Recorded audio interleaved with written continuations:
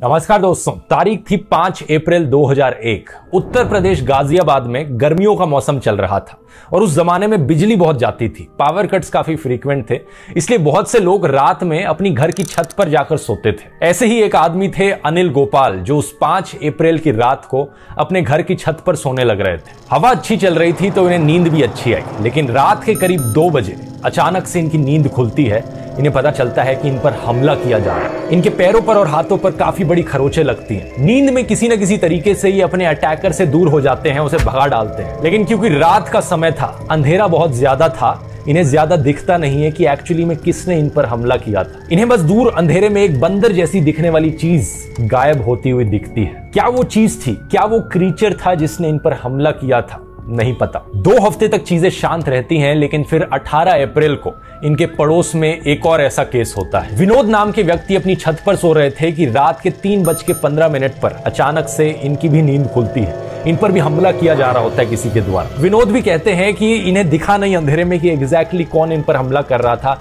लेकिन कोई मॉन्की जैसा दिखने वाला क्रीचर था। इससे पहले कि यहां रहने वाले लोग थोड़ा सोच पाते कि ये क्या होने लग रहा है, अगली ही रात को एक और ऐसा इंसिडेंट होता है। रहस्युद्दीन नाम के आदमी अपनी हट में सो रहे थे कि उन पर भी हमला किया जाता है एक बंदर जैसे जीव के द्वारा। ये इतनी बुरी तरीके से इंजर्ड होते हैं इस हमले में कि इन्हें 21 दिन तक रिकवरी में बिताने पड़ते हैं, जिससे पहले कि ये वापस काम करने आ सके। और देखते ही देखते ये काले बंदर का आतंक पूरी दिल्ली और उसके आसपास के एरियाज पर फैल जाता है। अगले कुछ दिनों में कई सारे ऐसे केसेस सुनने को मिलते हैं जहां पर हमला किया जा रहा है लोगों के ऊपर। कुछ के हाथों पर, कुछ के पैरों पर खरोंच आई है, कुछ को काटा गया है किसी चीज के द्वारा। नहीं, हमने देखा नहीं उससे अंदाजा क्या करा, जब दिखाई नहीं पड़ रहा तो जमीनी से तो नोच रहा है, इतना छोटा है और अंधेरे में शिकार करता है। और हर तरफ से रिपोर्ट आने लगती है कि जो भी ये मिस्टीरियस जीव हमला करने लग रहा है, ये आधा आदमी है आधा बंदर है। ये कोई मॉन्की मैन है, कोई काला बंदर। Does the monkey man actually exist in our capital? आदमी को बंदर तो हम आज भी कहते हैं, लेकिन बंदर को मानव कहने की प्रथा तो 2001 में चली टेलीविजन चैनलों में। मंकी 8-2 इंच का, एक पूरे बदन पे काले काले बाल, नाखून उसके ऐसे चमक रहे थे जैसे चाकू। अप्रैल और मई 2001 के बीच में दिल्ली पुलिस को कम से कम 100 ऐसी कॉल्स आती हैं जहां पर लोग रिपोर्ट करते हैं कि उन पर हमला किया गया है मंकी मैन के द्वारा। शुरुआती कुछ हमले गाजियाबाद में हुए थे, लेकिन उसके बाद रिपोर्ट्स आने लगी ईस्ट दिल्ली से, नोएडा से और धीरे धीरे दिल्ली के बाकी एरियाज से भी। टोटल में 65 से ज्यादा अलग अलग लोकेशंस थी जहां से कॉल्स आई थी, जहां से हमले रिपोर्ट किए गए थे। हर हमले की कहानी वही सेम होती थी। बीच रात में जब लोग अपनी घर की छत पर सो रहे होते थे या घर के बाहर सो रहे होते थे, मंकी मैन उन पर आकर हमला करता था अचानक से और इमीडिएटली उसके बाद गायब हो जाता था अंधेरे में। ना कोई उसके फुटप्रिंट्स मिलते, ना कोई उसका ट्रेस मिलता, बस लोगों की बॉडी पर खरोच, इंजरीज के मार्क, कहीं पर बाइट्स के मार्क। इस मंकी मैन ने दिल्ली में इतना आतंक और इतना डर फैलाया कि 3 लोगों ने अपनी जान भी खो दी। जब किसी मोहल्ले में लोगों को लगता था कि मंकी मैन आ गया है तो लोग चिल्लाकर कहते थे, काला बंदर आ रहा है, काला बंदर आ रहा है, भागो यहां से, और लोग भागने लगते। पैनिक और केओस में आकर कभी खुद ही से ही अपने आप को चोट लगा बैठते, कभी डर में आकर घर में छुप जाते। तो कुछ ऐसे भी केसेस मिले जहां पर लोग छतों से ही कूद गए नीचे। दर्जनों लोगों को हड्डियों के फ्रैक्चर हुए इसकी वजह से। एक इंसान की इस तरीके से मौत भी हो गई कि वो अपनी घर की छत से नीचे कूद गया। एक प्रेग्नेंट औरत की भी ऐसी मौत हुई जब वो मंकी मैन के डर में आकर सीढ़ियों से स्लिप करके नीचे गिर गई। उस औरत ने सिर्फ एक परछाई देखी थी और उस औरत को लगा कि रात में ये मंकी मैन आ रहा है। इतनी सारी रिपोर्ट्स के बावजूद भी किसी ने उस मंकी मैन को ढंग से करीब से नहीं देखा था। ज्यादातर लोग कहते कि हमारे ऊपर हमला हुआ है, लेकिन हमने बस उसकी एक छोटी सी झलक देखी। तो अलग अलग लोगों के अकॉर्डिंग वो मंकी मैन एक्चुअली में दिखता कैसा था, इसकी अलग अलग डिस्क्रिप्शंस थी। सबसे पहली डिस्क्रिप्शन मंकी मैन की एक्चुअली में एक आदमी की तरह ज्यादा थी, एक बंदर की तरह कम थी। अजय नाम के एक आदमी थे जो one of the first victims रहे थे इस मंकी मैन के अटैक के। उनके अकॉर्डिंग मंकी मैन का जो कंप्लेक्शन था काफी फेयर था, काफी साफ स्किन कलर था, ब्लू आईज थी उसकी, एक बड़ी सी नाक थी और ये कहते थे कि वो नेपाली ओरिजिन का था। कैसा था दिखने में? दिखने में उसका गोरा रंग था। हाँ। और जैसे नेपाली होते हैं, चाइनीज नेपाली, वैसा चेहरा था उसका, मोटी मोटी नाक थी उसकी आंखें भी काफी बड़ी थी, नीली आंखें थी उसकी। लेकिन बाद के जो विक्टिम्स थे इन हमलों के, उनके अकॉर्डिंग वो बंदर जैसा ज्यादा था। कुछ कहते हैं कि ये मंकी मैन बहुत ही हट्टा कट्टा था, 8 फीट लंबा था। कुछ कहते हैं कि ये सिर्फ 4 से 5 फीट लंबा था। कुछ के अकॉर्डिंग तो ये सिर्फ एक बिल्ली जितना छोटा भी था। लेकिन एक डिस्क्रिप्शन जो शायद सबसे ज्यादा पॉपुलर हुई मंकी मैन की, वो ये थी कि ये मंकी मैन एक हेलमेट पहने रखता था सर पर, एक टी शर्ट थी जिस पर 3 बटन थे। पहला बटन उस आदमी को बंदर बना देता था, दूसरा उसे सुपर स्ट्रेंथ देता था, और तीसरा उसे गायब कर देता था, इनविजिबल बना सकता था। इस मंकी मैन के अपेरेंटली बहुत ही बड़े बड़े शार्प मेटालिक नाखून थे, जिससे लोगों को ये खरोचता था। बताया जाता था कि इसकी आंखें लाल कलर की हैं और ये बहुत ही ऊंचा जंप कर सकता है। 20-20 फीट ये जंप कर सकता था एक छत से दूसरी छत पर। पॉसिबल रीजन जो उस समय में पॉपुलर हुआ था, ये मानते थे लोग कि उसके पैरों में स्प्रिंग्स लगे हुए हैं। कुछ डिस्क्रिप्शंस ये भी कहती थी कि उसके हाथों में इलेक्ट्रिक करंट दौड़ता है। लेकिन ये जो हेलमेट और मेटालिक नाखून वाली डिस्क्रिप्शन मैंने बताई, ये सबसे ज्यादा पॉपुलर रही थी। बस बात इतनी थी कि हर एक नए इंसिडेंट के साथ साथ ये मंकी मैन की डिस्क्रिप्शन और ज्यादा सुपर नेचुरल बनती चली जाती थी। शुरुआत में ये एक आदमी से लेकर बंदर बन गया और फिर कोई सुपर नेचुरल सुपर ह्यूमन बन गया। अब क्योंकि इतनी सारी अलग अलग डिस्क्रिप्शंस इसकी पॉपुलर हुई मीडिया में और लोगों के सामने, तो लोगों को लगने लगा कि ये कोई ऐसा बहरूपिया है जो एक्चुअली में अपने फेस बदल सकता है। जानबूझ के अपनी अपीयरेंस बदलता था ताकि ये लोगों को मिसलीड कर सके और कंफ्यूज कर सके। 14 मई 2001 को लोकल अखबारों में सबसे पहली रिपोर्ट आई इस मंकी मैन को लेकर, और उसके बाद मंकी मैन के जो केसेस थे वो एक्सपोनेंशियली ऊपर गए। मेन स्ट्रीम अखबारों ने, मेन स्ट्रीम न्यूज चैनलों ने इसके बारे में रिपोर्ट करना शुरू किया। अगले 2 हफ्ते तक बड़े बड़े न्यूज चैनल्स का यह सबसे बड़ा कवर किया जाने वाला टॉपिक था। उस समय के सबसे पॉपुलर न्यूज चैनल्स हुआ करते थे स्टार न्यूज और आज तक। मीडिया के जरिए इस मंकी मैन की कहानी और लोगों तक पहुंची और लोगों में डर और बढ़ता चला गया। कुछ न्यूज चैनल्स ने टीम्स भी बनानी शुरू करी अपने रिपोर्टर्स और कैमरामैन की, और उन्हें तैनात करना शुरू किया मंकी मैन के हॉटस्पॉट एरियाज पर। दिल्ली में वो एरियाज जहां पर मंकी मैन सबसे ज्यादा देखा गया था। इन टीम्स को कहा जाता था कि ये रात भर बाहर रहें, अपने कैमरा को ऑन रखें, देखते रहें कहीं कोई मंकी मैन का हमला तो नहीं हो रहा, ताकि उसे कैप्चर कर सके, उसे फोटो पर लिया जा सके, वीडियो लिया जा सके उस चीज का। अनफॉर्चुनेटली कैमरा पर कुछ भी कैप्चर नहीं हुआ, लेकिन लोगों के अंदर का जो डर था वो पैरानोया में बदल चुका था। लोगों ने बाहर सोना बंद कर दिया था, लेकिन लोग इतने पैरानॉइड थे कि छोटी छोटी चीजों को लेकर वो किसी परछाई को देखते या कुछ आवाज सुनते रात को सीधा पुलिस को फोन मिला डालते। कुछ लोगों के ग्रुप्स फॉर्म होने लगे कि हम अपने यहां पर लाठियां लेकर, कुछ हथियार लेकर रात भर घूमते रहेंगे, अगर हमें कोई भी मंकी मैन दिखा तो उसे पीटेंगे। इन विजिलेंटी ग्रुप्स के अंदर भी पैरानोया इस हद तक बढ़ चुका था कि कोई भी बेगुनाह आदमी को पकड़कर वो मारने लग गए। एक ऐसे इंसिडेंट में 150 लोगों के ग्रुप ने एक इंसान पर हमला किया, ये सस्पेक्ट करते हुए कि वो मंकी मैन था। बाद में पता चला वो बेगुनाह था। एक और ऐसे इंसिडेंट में दिल्ली में एक वैन ड्राइवर जो बहुत सुबह सुबह अपनी वैन चलाने लग रहा था, उस पर हमला किया गया विजिलेंटी ग्रुप्स के द्वारा और उसकी कई हड्डियां भी टूट गई। नॉर्थ ईस्ट दिल्ली में एक ऐसा केस हुआ जहां पर रघुनाथ पाठक नाम के एक आदमी पर हमला किया गया, उनके ही भाई के द्वारा, क्योंकि उनके भाई को लगा था कि वो मंकी मैन है। अब जाहिर सी बात है, जब चीजें इस हद तक पहुंच चुकी थी तो पुलिस को भी यहां पर इन्वॉल्व होना पड़ा। लेकिन पुलिस करती तो क्या करती, उनके पास कोई प्रॉपर डिस्क्रिप्शन तो थी नहीं मंकी मैन की। तो दिल्ली पुलिस ने पहले डिसाइड किया कि वो विक्टिम से बात करेंगे और एक स्केच बनाने की कोशिश करेंगे मंकी मैन का, विक्टिम्स के दिए गए डिस्क्रिप्शंस पर। तो दिल्ली पुलिस ने 2 स्केचेस बनाए इस मंकी मैन के और पब्लिक के सामने लाकर रखे। उनके अकॉर्डिंग मंकी मैन या तो ऐसा दिखता था या ऐसा दिखता था, या इनके बीच में ऐसा सही कुछ। इनमें से एक स्केच में आदमी का मुंह चौड़ा था, नाक बड़ी थी, दूसरे स्केच में आदमी का मुंह नैरो था, मूछें थी और एक सनग्लासेस पहने हुए थे। दिल्ली पुलिस के अकॉर्डिंग ये मंकी मैन आदमी ज्यादा था, मंकी कम। अनफॉर्चुनेटली इससे ज्यादा क्लियर कट स्केच कोई बना नहीं। क्या करें, उस जमाने में कोई स्किल शेयर थोड़ी था लोगों के पास जिस पर वो अच्छी ड्राइंग बनाना और अच्छी स्केचिंग करना सीख पाते। मजाक कर रहा हूं, लेकिन आज के दिन आपके पास स्किल शेयर जरूर अवेलेबल है जहां पर आप ढेर सारी स्किल्स सीख सकते हैं, जैसे gardening, productivity, video editing, cooking, DIY decor, drawing और स्केचिंग भी। स्किल शेयर एक ऑनलाइन लर्निंग कम्युनिटी है जहां पर आपको हजारों ऐसी क्लासेस मिलेंगी जिसे क्यूरेट किया गया है इंडस्ट्री लीडर्स और एक्सपर्ट्स के द्वारा। मुझे पर्सनली भी स्किल शेयर इस्तेमाल करना काफी पसंद है। मैंने यहां से काफी सारी स्किल्स सीखी हैं, जैसे कि प्रोडक्टिविटी हो गया और यूट्यूब एनालिटिक्स का भी हो गया। यहां पर आपको इंडियन क्रिएटर्स के द्वारा भी क्लासेस मिलेंगी, जैसे कि एलिसिया सूजा की इलस्ट्रेशन क्लास और एकता चौधरी की गार्डनिंग क्लास। और शायद से सबसे अच्छी चीज ये है कि यहां पर सारी क्लासेस एड फ्री है, तो बिना डिस्ट्रैक्ट हुए आप लर्निंग पर फोकस कर सकते हैं और आपको अनलिमिटेड एक्सेस मिलेगा इनकी पूरी लाइब्रेरी ऑफ क्लासेस का एक अफोर्डेबल कॉस्ट पर। स्किलशेयर के एनुअल सब्सक्रिप्शन की कॉस्ट 1800 रुपए पर ईयर से भी कम है, यानी महीने के अराउंड 150 रुपीज।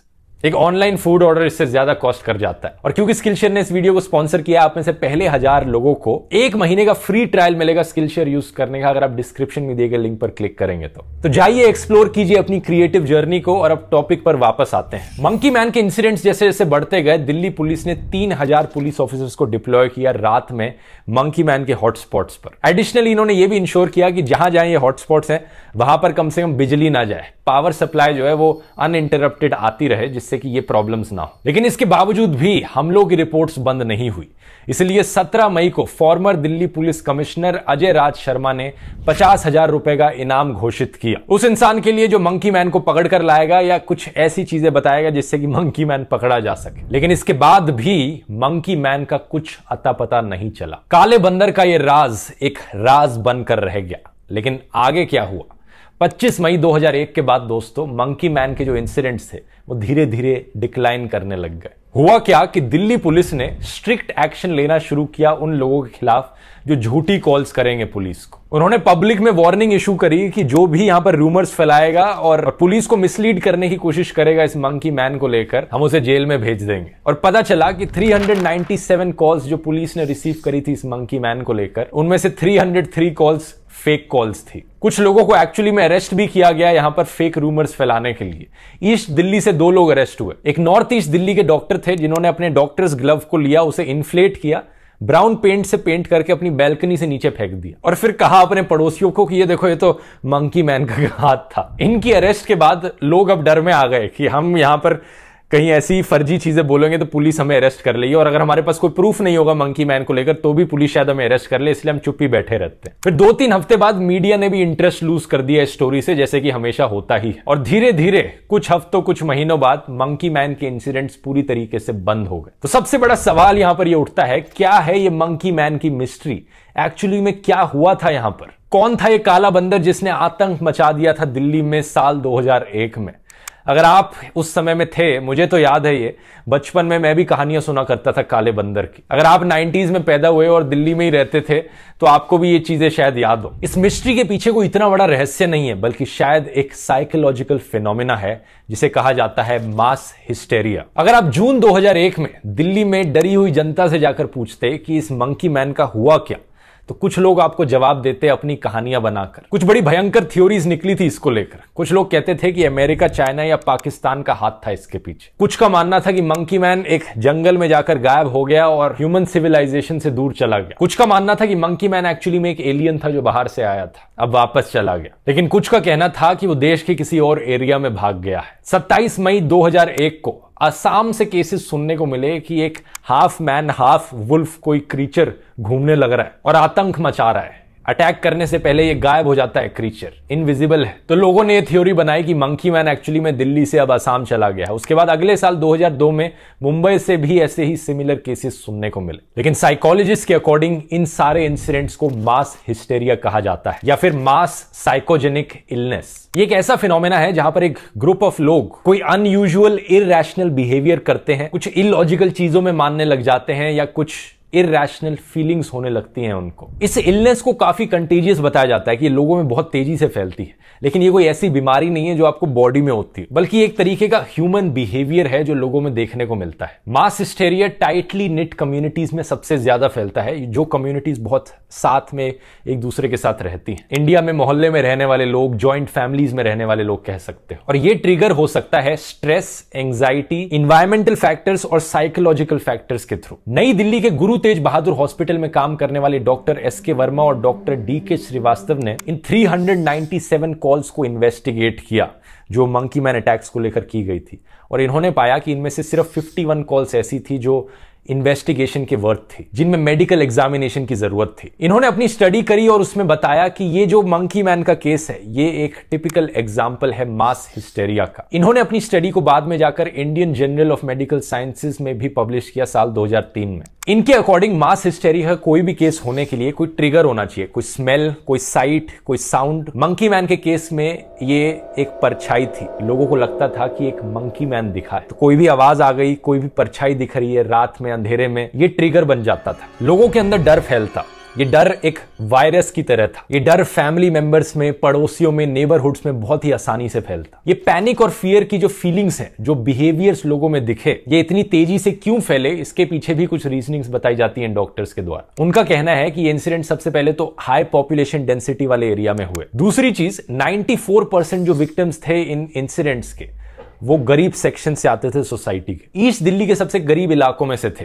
89% ये केसेस उन लोगों के साथ हुए थे जो लोअर सोशियो इकोनॉमिक स्टेटस के थे। तो जो लोग इतने ज्यादा एजुकेटेड नहीं है, वो ज्यादा सुपरस्टिशियस होते हैं, ज्यादा अंधविश्वास में मानते हैं। लॉजिक का इस्तेमाल करने की जगह वो अपनी इमेजिनेशन का इस्तेमाल करने लगते हैं। और जब उनके आसपास रहने वाले लोग, पड़ोस वाले लोग भी एक बनावटी कहानी में यकीन करने लग जाते हैं, तो वो भी उसे सच मान बैठते हैं। जैसे जैसे और लोगों को पता चला कि मंकी मैन जैसी कोई चीज एग्जिस्ट करती है, और केसेस इसके सामने आने लगे। लोगों को लगा कि हमने भी देखा है मंकी मैन को, हमने भी वो परछाई देखी थी, शायद वो मंकी मैन ही होगा। तीसरा, डॉक्टर्स का कहना है कि इंडियन मीडिया ने यहां पर एक बहुत इंपॉर्टेंट रोल प्ले किया इस वायरस को स्प्रेड करने में। 2001 वो समय था जब नए न्यूज चैनल्स, जो प्राइवेट न्यूज चैनल्स थे, वो जस्ट एस्टैब्लिश हुए थे। कई सारे नए न्यूज चैनल्स एक दूसरे के साथ मैक्सिमम व्यूअरशिप के लिए कंपीट कर रहे थे। तो ये न्यूज को इन्होंने सेंसेशनलाइज करना उसी टाइम से ही शुरू किया था। उस समय में बहुत से लोग मीडिया पर आना भी चाहते थे, न्यूज में अपने आप को देखना भी चाहते थे। तो बहुत से लोग ये झूठी कहानियां बनाकर मीडिया के सामने आ जाते थे कि हाँ, हमने भी देखा है मंकी मैन,